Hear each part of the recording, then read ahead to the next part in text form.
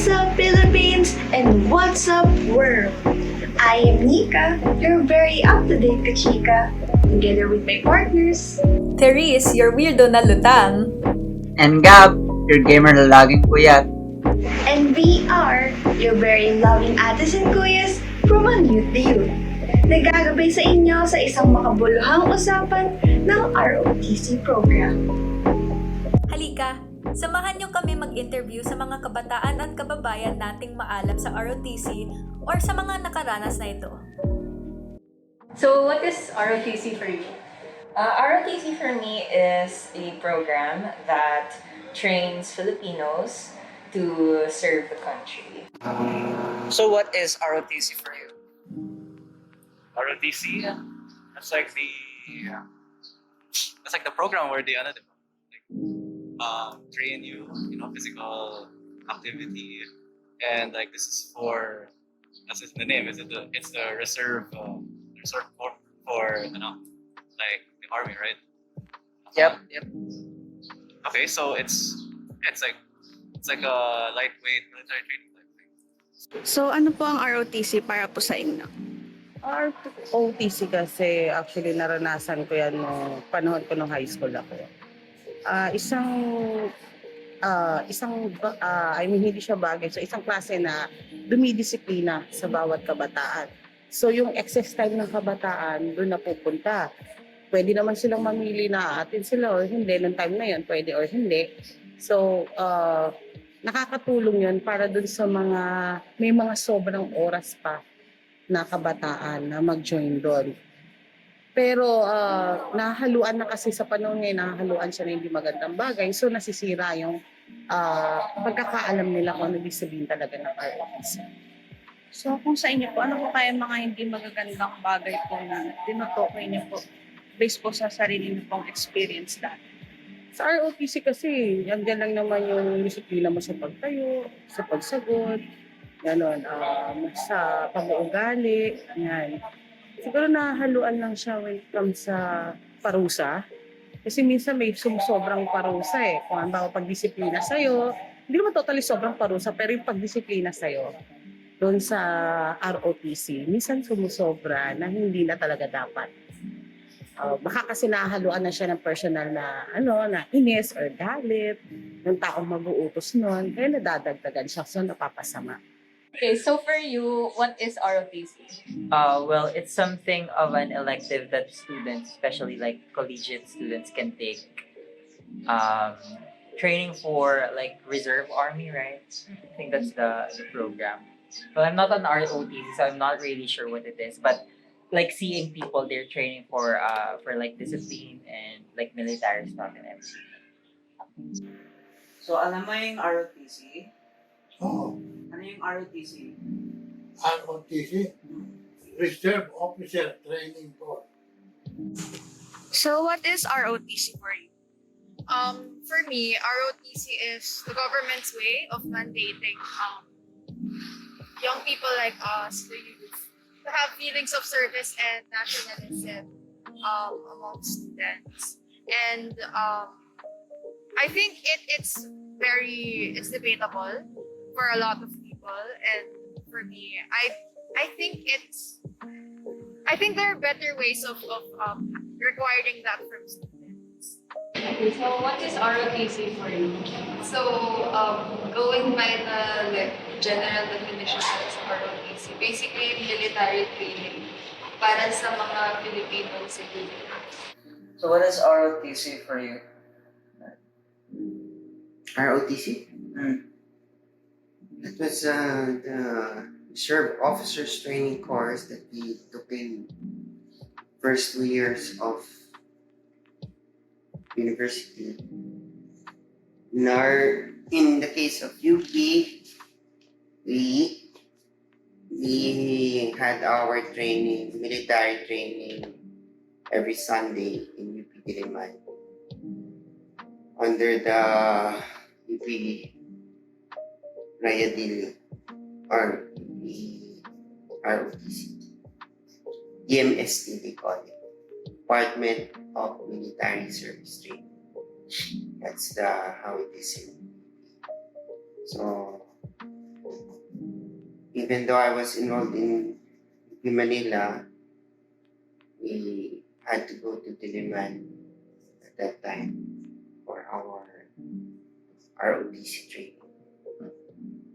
That was 2 years, every Sunday, or 4 semesters. Is it 4 semesters? Yeah, I think it's 4 semesters. Ang ROTC para sa'yo? Ang ROTC based sa experience ko is tuturuan ka na maging disiplinadong tao. Kasi kailangan mo sumunod sa rules. Sa mahigpit na rules. So yan, magiging isang may matututunan mo kung paano maging isang mabuting parang kapwa-tao, maging pagkapwa-tao ka gano'n. Kasi may mga kabady ka diba? Tapos tuturuan ka para maging isang paano mo mahalin yung isang bansa mo, gano'n. Tapos, tuturuan ka ng paano maging isang leader, isang mabuting leader. Do you think it should be mandatory? Why or why not? No, because first of all, according to, I think, the United Nations, a country should not require its citizens to go under such training if the country is not under threat of war. And the country is not, or the Philippines is not under threat. So the reason for patriarchy or whatever, I don't think ROTC is the answer to improve the citizens' response to patriarchy or like its loyalty to the government, to the country. Like patriotism. Yes, in general. Do you think it should be mandatory? No. Why? Well, chances are if you force someone into doing that, then they might just. It could lead to physical harm, maybe. If they don't like it, then what do you think will happen if they don't actually want to do that? Do you think they'd actually do it well? Do you think you'd actually put your trust in people who begrudgingly just? Sa mga binanggit niyo po kanina, sabi niyo po bang pabor po kayo sa muling pagbabalik na maging mandatory o sa pilitan po yung ROTC sa mga kabataan ngayon po? Actually, yes. Para yung sobra-sobra nating excess na time, hindi talaga yan nadadala ng iba sa mga lutang bagay na masasama. So, dun sila napopokus So, dadagdagan yung responsibility nila pagdating doon. Kaya mas pabor pa rin ako na ibalik yan. Okay po. Thank you po. Salamat. Do you think that it should be mandatory ba? I don't think so because like for what is being proposed right na ROTC para disiplinado yung mga estudyante. Well, first of all, I don't think there's a need for like militarization at the moment because we're not at war. Right, that's the first thing. And another thing is there are a lot of programs like CWTS and like other NSPP stuff, right? That we can or that students can take. And I don't think that everybody can actually do ROTC, especially those with health concerns and financial things and all that stuff. Pabor ka sa mandatory ROTC or hindi? Pabor. Bakit? It will create discipline. Meron pa bang explanation yan? O Ha? meron ka pang explanation o yun na lang? That is the best. Bakit siya the best? But you learn, you are nakakameron ka ng discipline sa iyong sarili. Ano pa besides discipline? That is the most important. Thank you, Lo. So, in that way, are you saying that you are not in favor of ROTC being mandatory? No, I don't. I think there are better ways for the government to show feelings of nationalism. What do you think are those better ways? Particular? Actually, mine was NSTP. I think for us it was a good program because we get to hear from people in different sectors For instance, yung reclamation of Manila Bay, rehabilitation and reclamation of Manila Bay. We also talked about farmers and NSTP, and I think that those are also ways for to inspire or have students feel that need of service to their country. Thank you for your good insight. So, do you think what should be mandatory? The thing is, like, maganda yung, maganda yung concept niya, but then kung titignan natin yung intention ng government kapag i-implement nila yun, or I don't think it's actually so. Especially since like, may corruptions kasi nagaganap sa ROTC. Marami rin siyang butas. Okay, sana ko like, maayos yung mga taong mag-i-implement. Pero hindi kasi. Like, may mga ibang tao na rin na, as far as I don't know, namatay din yan sa ROTC. Tapos, I think it's good.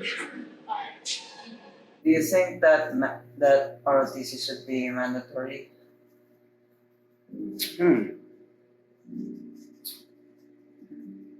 Well, right now, actually, I think quick answer will be no. I agree more in the decision made introducing the NSTP, National Service Training Program. Being a member of the faculty, actually, I handled for more than 7 years the NSTP course for the dental students in the College of Dentistry. Because at that time, the ROTC program was substituted with the introduction of the NSTP, the National Service Training Program. So the program I adopted then for the College of Dentistry students was the community service. At that time, I immersed them, or we did our service with Gawad Kalinga in Tondo, Baseco, Tondo. Yeah, but I believe we need the ROTC but maybe not really for everybody. Why do you think NSTP is better? Well, I think with our situation, with the country, I think under the NSTP program there are 3, di ba? LTS, CWTS, what's the other one? Actually, ROTC is a component of NSTP. So those who want to go ROTC can actually enroll their NSTP program as ROTC. But as I said, for the College of Dentistry at that time, I chose CWTS, which is Community Welfare Training Service, if I'm not mistaken. So, which is, I think,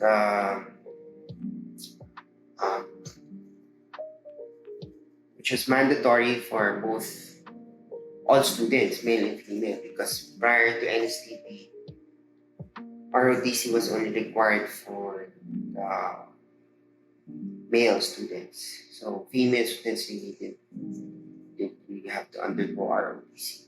So with the NSTP, all of the students are required to take the course. There were some, actually, what I observed was there were more female enrollees in ROTC as a result of that introduction of the NSTP program. But yeah, but I think the training for community welfare is, I think, more suited for our I think for our students and for the current situation in our country. Unlike in other countries wherein, for example, Singapore or South Korea, which have really mandatory military service because of their unique situations. But for our country, I think it's different, and I sort of favor retaining the NSTP course. Pabor ka ba na maging mandatory ito sa huling? Hindi. Hindi kasi di naman lahat parang di lahat kaya yun in terms sa physical health nila. Kasi yung iba may di ba, may hika, diba, nakakaranas ng hika, may mga allergy sa ganito, may hypertension, gano'n, mga ganun bagay. Tapos may mga officer na di ko nila lahat parang baka magkaroon ng abuse of power, ganun bagay. Ngayon at narinig na natin ang saloobin ng ating mga kababayan, sa lahat ng mga interviewees, 2 out of 9 lang ang nagsagot ng yes sa mandatory ROTC at pareho silang mula sa mga older generations. Gayunpaman, 7 out of 9 ang nagsagot ng no sa mandatory ROTC, pati ang lahat ng mga estudyante na na-interview namin. So matapos natin mapakinggan ang saloobin ng masa at kabataan, kami naman ngayon na mag-share kung pabor ba kami or hindi sa pagpapatupad ng mandatory ROTC. At ang aming sagot dyan ay syempre hindi. Yes, you are against mandatory ROTC dahil sa mga sumusunod na reason. Una, ay hindi na ito timely or napapanahon sa kasalukuyan. Sa kasalukuyang panahon kung saan maraming bansa ang naniniwala na sa diplomatic solutions na isang peaceful way to solve external threats, nasabi natin hindi naman natin kailangan ng urgent na paghahanda para sa digmaan sa pamamagitan ng pagpapatupad ng mandatory ROTC.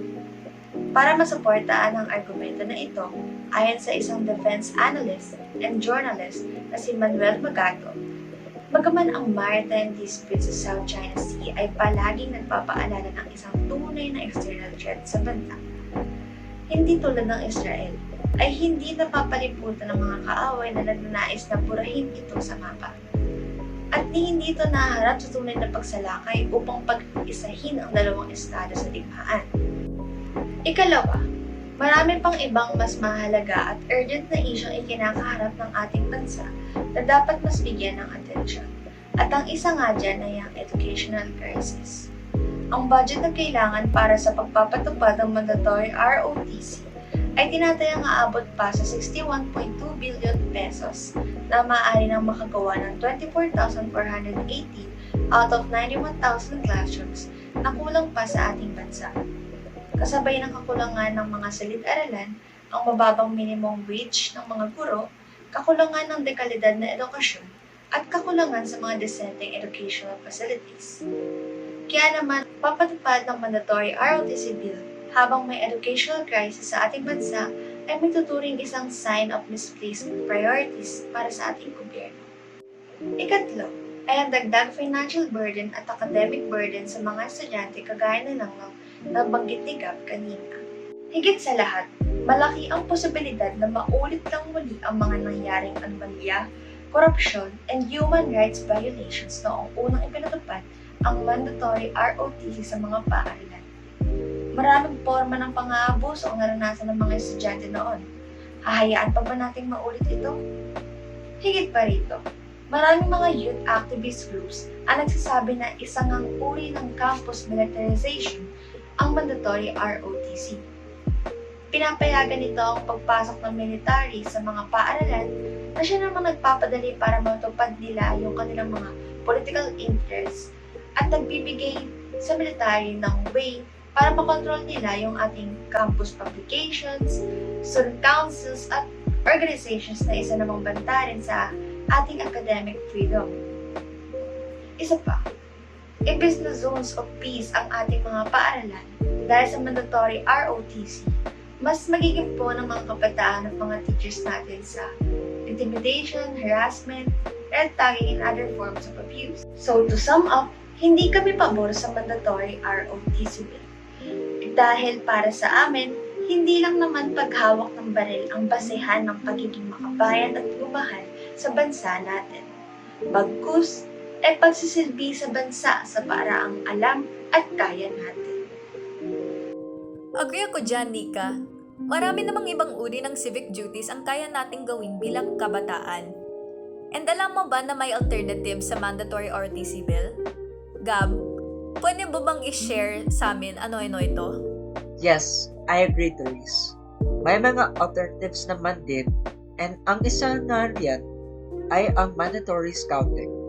So, ang mandatory scouting programs ay tulad sa Boy Scouts and Girl Scouts. Sa mga programang ito, tinuturo ang mga necessary and essential tools and skills na maaring magamit especially in the case of natural disaster. Dito rin nag-advocate ng mga values such as nationalism and volunteerism. Unlike ROTC, ang military ay hindi involved sa programang ito. Sa makatuwid, mas safe ito. Sa katunayan, sinabi ni Kabataan Party List Rep. Raul Manuel, mas better itong mandatory scouting kaysa sa mandatory ROTC kasi bukod sa yung scouting skills ay pwedeng magamit ng students sa real-life situations. Yung mga head ng scouting programs ay hindi nagre-resort to red tagging and linking people to armed communists. Next, ang National Citizens Training Program o NCSTP ay isang requirement para sa lahat ng mga undergrads, kahit private o public. Dapat i-take ang programang ito for 240 hours sa loob ng 2 academic years, 2 semesters each. Gusto ng programa na mag-instill ng mga practical and essential knowledge and skills, pati yung mga values na lahat sa mandatory scouting. Ngunit, mga estudyanteng nagtapos ng programa ay isasama sa National Service Reserve Corps o NSRC. Ang Office of Civil Defense under NDRRMC ay ang namamahala dito. Maaaring piliin din ang mga estudyante nito na i-take ang ROTC bilang baccalaureate degree course. Pero ayon kay Bedher Kekegan, isang miyembro ng No to Mandatory ROTC Network, ang NCSTP ay halos parehas sa mandatory ROTC. Nawawala pa rin yung freedom of the students to choose the NSTP component at ito ay mas lalong na-contribute sa institutionalization ng ROTC program na gawa ng CHED kasama ng Department of National Defense. Kahit ayaw ng mamamayan ng NCSTP, si President Ferdinand Marcos Jr. din ay pinapush ng bill nito. Umasa nga ito sa lower house noong December 15. Lastly, ang Youth Patriotism and Bayanihan Act na pinapush ni Senator Pia Cayetano ay halos parehas sa dalawang programa pero may emphasis siya sa kultura and disaster readiness.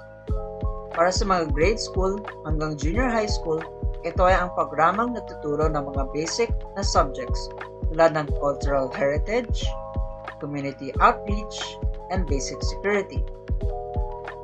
Para sa mga senior high school students, ang mas advanced na kurso tulad ng dedicated training, mga skills nila sa security, survival, at public service. Imbis na palakasin ang militar, ang mga mamamayan ang nais empower ng programa. I see.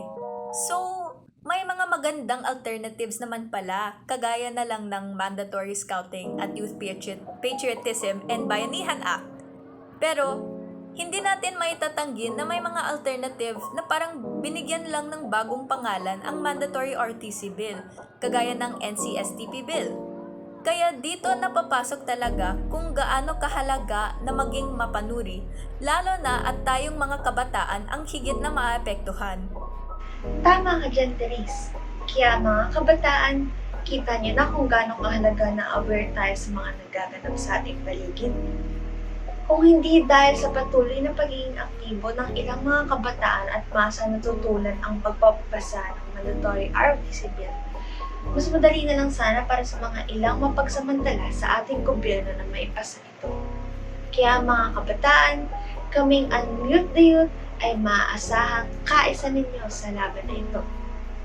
Sa ngayong alam niyo na kung ano ang ROTC, ano ang nasa ilalim ng Mandatory ROTC bill, ang maikling kasaysayan nito, at kung bakit kinakailangang alisin ito noong 2001, now's your time mga kabataan to unmute yourselves and share to others what you have learned. Ika nga, gaining knowledge is the first step to wisdom. Sharing it is the first step to humanity. At muli, ako nga pala si Nika, your very updated kachika. Therese, your weirdo na lutang. And Gab, your gamer na laging puyat. At kami ang kabataang hindi na muling tatahimik. At higit sa lahat, sasabayan pa kayong tumindig. Unmute the youth, para sa kabataan, para sa bayan.